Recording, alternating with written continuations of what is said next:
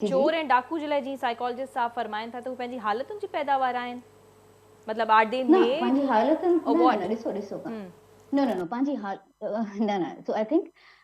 जीअं मां चयो न no one is born with this thing right definitely शयूं शेप अप थींदियूं आहिनि ऐं उन्हनि शेप अप थियण में इंडिविजुअल फैक्टर्स बि हूंदा आहिनि ऐं लार्जर स्ट्रक्चरल फैक्टर्स बि हूंदा आहिनि जेका ॿई इक्वली इम्पॉर्टेंट हूंदा आहिनि अगरि असां सिर्फ़ु हालात खे रिस्पॉन्सिबल कयो इन्वायरमेंट इमीडिएट इन्वायरमेंट खे असां रिस्पॉन्सिबल कयोसीं न हम्म त पोइ इहा हिकिड़ी कंप्लीटली स्टेट खां हिकिड़ी रिस्पॉन्सिबिलिटी परे अच्छा, वठणु हुकूमत जी खे ॻाल्हि थी तव्हां वञे ब्लेम कंदो इन हवाले सां जेके चोर ऐं डाकू पैदा थियनि था, छो त ईअं बि हाणे विच में चयो वियो हुयो त जेके चोर ऐं डाकू आहिनि हुकूमत जेका महांगाई कई आहे उन सबबु थियनि पिया, त ॾिसो छा इहे ब्लेम फैक्टर्स करण बि वारी अचनि पिया जेका छा? अप्रोच